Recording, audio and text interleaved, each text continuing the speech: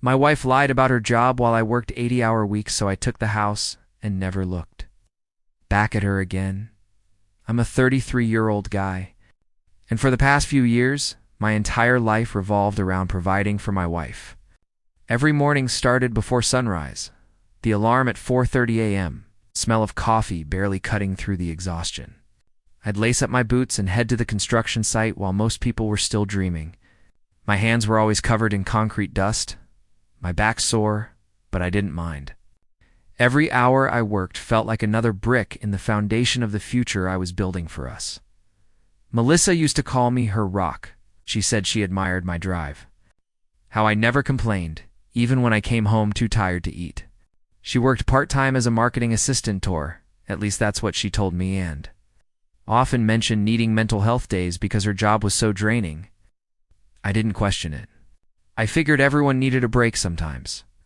I wanted to believe that she worked just as hard in her own way, even if I didn't always see it. Some nights, I'd come home to her curled up on the couch, scrolling on her phone with a glass of wine. She'd smile faintly when I walked in and say, "You work too much, babe. You're gonna burn out." I'd laugh and kiss her forehead. "It's for us," I'd remind her. "Once this project ends, we'll finally have enough for that down payment." She'd hum in agreement, eyes flicking back to her screen. There was a quiet pride in carrying the weight for both of us. I thought that's what real love looked like: sacrifice, loyalty, and faith. I'd fall asleep imagining the two of us standing in front of our new home someday, keys in hand, laughing about the long hours it took to get there. I didn't know it yet, but those dreams were built on lies I hadn't uncovered. If someone looked at our life from the outside, they'd probably think we had it all figured out. Melissa had this way of making everything look perfect online. Instagram stories of brunches with her friends, snapshots of our dinners captioned "power couple nights," and photos of me working late with some corny line like "hustle and heart." I never complained about it. In fact, I thought it was sweet that she was proud of me. I didn't realize those posts were her way of painting a fantasy I couldn't afford. Most days, I'd scroll through her feed during my lunch break, sweaty and covered in dust, and feel proud. That's my wife, I'd think, smiling at the filtered version of our life. I didn't notice the expensive restaurants, the brand-name bags, manicures that didn't match the paycheck she claimed to earn. When I asked her about it once, why she was spending so much, she laughed softly and said, "Relax, babe. Most of it's gifted from clients. Perks of the job." Her charm made it impossible to doubt her. She'd lean in, touch my arm, and say, "You're the real breadwinner, remember? You don't need to worry about this small stuff." That line always got me. I wore it like a badge of honor, convinced I was doing something right. At night, she'd pour us wine and tell me how lucky she felt to have a husband who worked like a machine. I thought she was just being affectionate. But sometimes there was a tone, something like amusement, hiding beneath her praise. Still, I brushed it off. I told myself she was just proud of me. I was too tired to overthink, too hopeful to see the cracks forming beneath the surface. But that illusion of perfection wouldn't last much longer. The first real cracks started showing when exhaustion became my normal state of being. I'd come home after 16-hour shifts, drop my boots at the door, and collapse onto the couch. My dinner would already be cold, and Melissa would glance up from her phone saying, "You really need to find work-life balance." Babe, her tone wasn't concern, it was annoyance. Like my fatigue inconvenienced her, I'd apologize every time. "I just want to get ahead," I'd tell her. "Once this house is paid off, we'll finally be able to relax." She'd roll her eyes, muttering, "You've been saying that for years." Then she'd grab her jacket and say she was meeting coworkers for drinks. I wanted to be supportive, so I never asked questions. She said socializing was part of her job, networking, or something like that. I didn't know marketing required so many late nights. Still, little things started to bother me. She'd forget her wallet more often when we went out. Packages arrived at the door, almost daily: clothes, makeup. Suzanne, she'd claim they were samples or brand collaborations. I didn't understand much about her line of work, so I took her word for it. The one that really got to me, though, was her tone when she talked about my job. One night, after I mentioned how proud I was that my crew finished a project ahead of schedule, she smirked and said, It's cute that you get excited about construction stuff. It stung more than I expected. I wasn't looking for admiration. I just wanted her to care. I started staying later at work, convincing myself it was for the money. But deep down, it was easier than coming home to the silence between us. I told myself we were just going through a rough patch. I didn't realize it was the start of a collapse I couldn't stop. It happened on a random Tuesday. I remember because the sky was still gray from an early morning storm, and I'd finally gotten off work early for once. I thought it'd be nice to surprise Melissa with lunch at her office, something small to show I still cared. I even stopped at her favorite cafe to grab that overpriced salad she liked. I remember feeling almost nervous walking through those glass doors, like I was about to do something romantic for the first time again. But when I got to the front desk and asked for her, the receptionist blinked at me. "Melissa who?" she asked, clicking through her computer. I gave her the full name, spelling it out, even showing a photo on my phone. She frowned. "I'm sorry, there's no one here by that name." I laughed awkwardly, assuming it was a mix-up. "She works in marketing," I said. "Been here for a while." The receptionist shook her head. "Sir, this company doesn't even have a marketing department. We outsource all that?" The world went quiet for a second. Just the hum of office printers and the pounding of my pulse. I left without saying another word, the salad bag still clutched in my hand. I sat in my truck for what felt like an hour, staring at nothing, my brain refusing to connect the dots. That night, I confronted her. She looked shocked at first, then burst into tears so quickly it almost felt rehearsed. "I was going to tell you," she sobbed. "I quit weeks ago. My boss was toxic, and I just needed time to figure things out." I wanted to be angry, but all I felt was confusion and guilt. Maybe I had been too busy, too distant. I told her it was okay, that we'd figure it out together. But as I held her that night, her tears soaking my shirt, something inside me whispered that this wasn't the full story. Not even close. After that night, I tried to convince myself everything was fine. Melissa promised she'd start applying for new jobs soon, and I believed her. I wanted to. She said she needed a few weeks to decompress after leaving such a toxic environment. I didn't have the heart to push her. I told myself she'd earned a break. She'd smile softly, kiss my cheek and say, "You're the only one who understands me." But those few weeks turned into months. The job search never really happened, at least, not that I saw. I'd leave before dawn and come home past midnight, only to find her lounging on the couch watching reality TV, sipping wine and scrolling on her phone. When I asked how the applications were going, she'd sigh dramatically. "You have no idea how hard it is right now. Everyone's cutting budgets."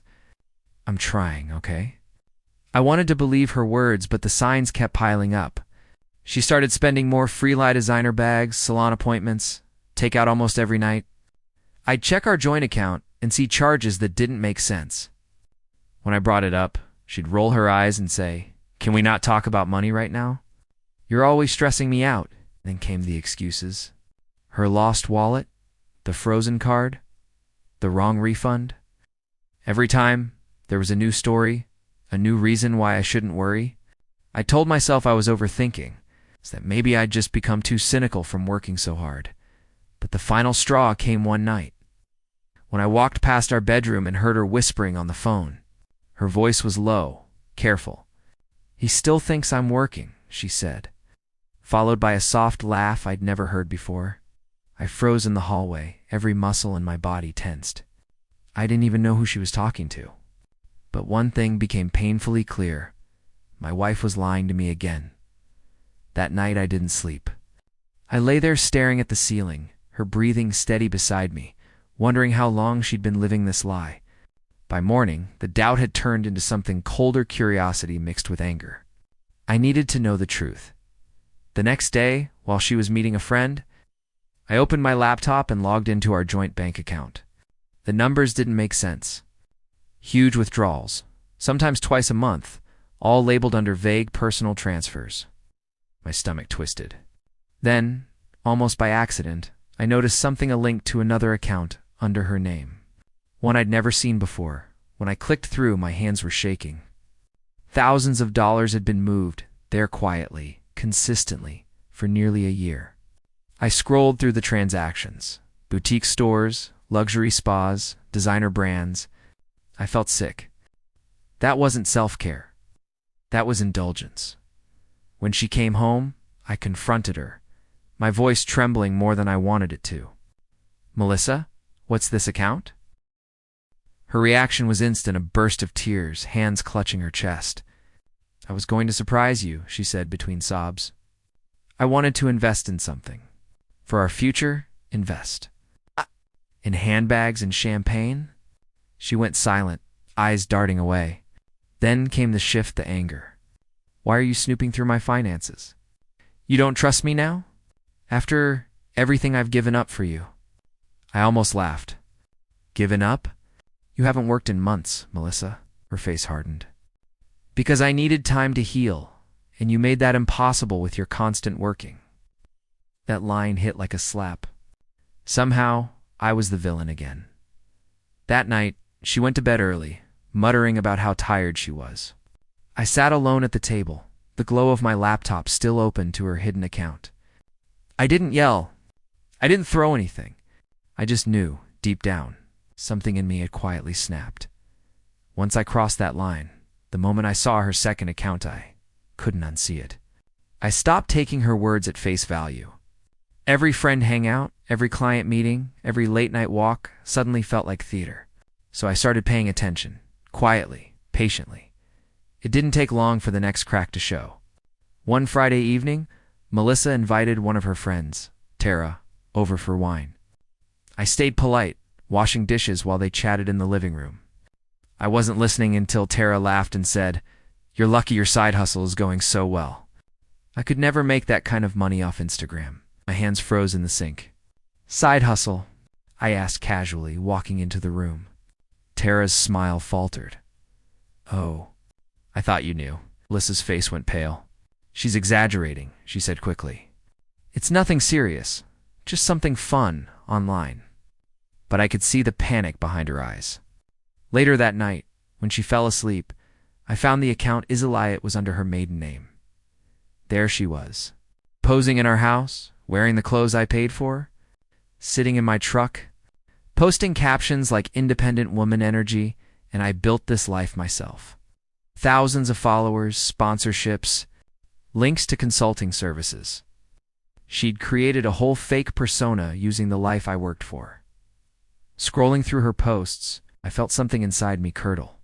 Every hour I spent sweating at the job site had become a prop in her fantasy.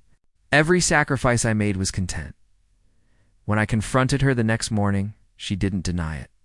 "You don't get it," she said flatly. "This is how people make money now. I'm building something real." "Real?"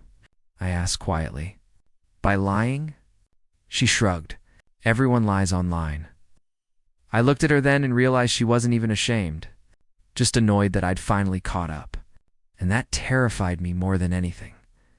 After that argument, something in our marriage shifted, not in the way I hoped. Melissa stopped pretending. She no longer bothered with excuses about job hunting or mental health. She barely spoke to me unless she needed something. And every conversation turned into a fight. She'd mock my work, sneering, "You think breaking your back for a paycheck makes you special?" I'd stay silent, gripping the edge of the table to stop myself from exploding. She'd laugh at my silence. "See? You can't even handle the truth." I started sleeping on the couch, pretending it was because I didn't want to wake her when I left early. The truth was, I couldn't stand being near her anymore. The woman I once trusted with my life had turned into a stranger living off my exhaustion. One night, after another argument about her spending, she snapped, "You're just jealous because I found something better than your pathetic job." Then she grabbed her keys and slammed the door. I waited for her to come back, but she didn't, at least not that night. I sat there in the quiet, surrounded by bills I couldn't ignore anymore. My hands were shaking. I realized I'd spent years building a future for someone who was never truly in it with me. All that work, all that pride, it suddenly felt meaningless. That night, I broke down for the first time in years. Not just from anger, but from exhaustion. The kind that seeps into your bones and makes you question everything. I thought about leaving, about walking away with nothing. But then I looked around at the house I paid for. The walls, the furniture, even the damn fridge magnets, Furry piece of it came from my sweat. That's when a new thought hit me. Maybe I couldn't fix what she'd broken, but I could make sure she'd never use me again. And for the first time in months, I finally slept cold, empty, but determined. After that night, I stopped reacting. No more yelling, no more pleading, no more arguments. Instead, I started paying attention to everything. I learned that silence can be powerful when you're living with someone who feeds off control. Melissa thought I'd finally given up, that I was too defeated to fight back. She had no idea I was building something quietly, one piece at a time. Every evening after work, I'd collect documents, bank statements, tax records, mortgage receipts, anything that proved how much I'd paid for the house. I made copies of everything, storing them on a flash drive hidden in my toolbox at work. During lunch breaks, I met with a lawyer friend who'd seen this kind of thing before. "Don't confront her again," he warned. "Just prepare. Let her think she's still in control." Died. I smiled when she bragged about collabs and brand deals, pretending to be supportive. I even asked about her posts, nodding while she spoke as if I didn't already know every detail. Inside, though, I was keeping score. I opened a new bank account under my name only and rerouted my direct deposit. Every extra penny went there. I cut expenses, quietly downgrading subscriptions, skipping meals out, pretending it was due to slow weeks at work. She was too busy curating her fake life online then. One evening, I overheard her on the phone again. "Once the house is in my name, I'll finally be free of him," she said. My blood went cold. She wasn't just lying anymore. She was planning to take everything. That was the moment I knew this wasn't about love, pride, or even betrayal anymore. It was survival. And I wasn't about to lose everything I'd bled for, so I smiled, told her I loved her, and kissed her goodnight while quietly setting the stage for her downfall. It happened 2 weeks later, at a family gathering that Melissa insisted we attend. "We need to show everyone we're doing great," she said, adjusting her jewelry in the mirror. I stared at her. Reflection, she looked like the picture of confidence, every inch of her polished, smiling persona intact. I knew the truth underneath it now, and I could barely stand to look at her. But I went anyway. Her parents, cousins, and a few close friends were all there, sipping wine and chatting. Melissa thrived in these settings, holding court like some kind of celebrity. She laughed loudly, tossing out stories about her marketing clients, bragging about how she managed the house finances while I focused on my career. Her audience lapped it up. At first, I stayed quiet, letting her dig her own grave. Then her father clapped me on the shoulder and said, "You're lucky to have such a business-minded wife, son. She's the brains of the family, huh?" That was it. I smiled politely, reached into my jacket, and pulled out a folder. "You know, I couldn't agree more," I said. "She's been managing things so well that I thought I should share just how impressive she's been."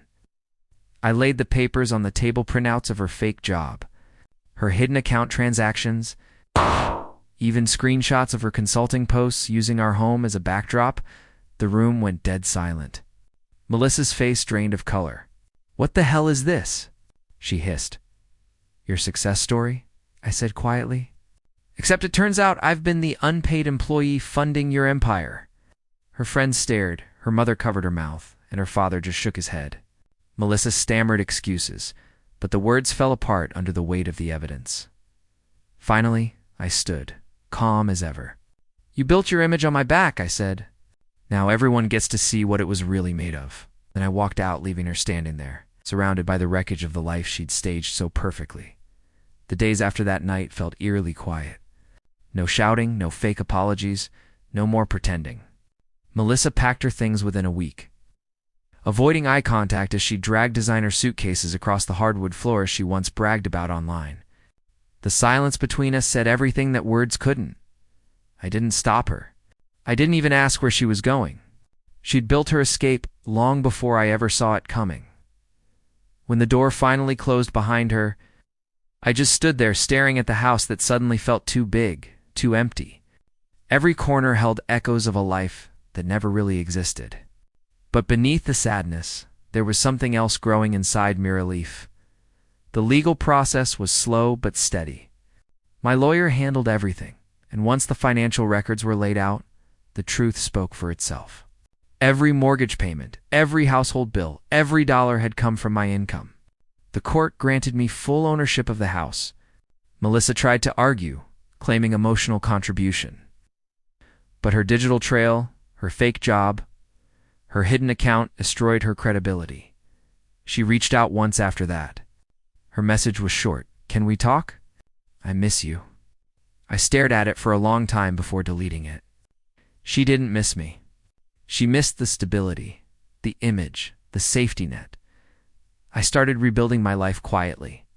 I fixed the things she'd neglected: the leaky faucet, the broken fence, the dying plants. Every repair felt symbolic, like I was reclaiming small pieces of myself. One evening, I stood in the living room and realized how peaceful the silence had become. No staged laughter, no arguments about money, no lies. Just stillness. For the first time in years, I felt something simple but powerful: inertia. Not just of the house, but of my life. And I wasn't about to let anyone take that from me again. Months passed, and life slowly returned to something I could call normal. Work felt lighter. My body still ached from long shifts, but my mind wasn't carrying her anymore. The weight of deception had finally lifted. Every morning, I'd drink my coffee by the window, looking out at the yard I'd once dreamed of sharing with her. Now, it was Manan somehow that felt better. I heard bits and pieces about her through mutual friends and social media. Her business had collapsed. Brands she'd partnered with dropped her once the truth about her fake image surfaced. Screenshots from that family gathering had made their way online, and the comments were brutal. The same people who once envied her were now mocking her. I didn't share it, didn't comment, didn't gloat. I just watched it unfold in silence. My revenge wasn't loud. It didn't need to be. It was in every sunrise I woke up without anxiety, every paycheck that went straight into my account, every quiet dinner where I didn't have to pretend anymore. She had taken my time, my trust, my peace, but I took everything she'd built on top of my sacrifice. One afternoon, months later, I saw her by chance at a cafe. She looked smaller, somehow tired, worn down. Our eyes met for a split second. She gave me this soft, regretful smile, like she wanted to say something. But I just nodded once, calm and unbothered, and walked out. That was closure enough.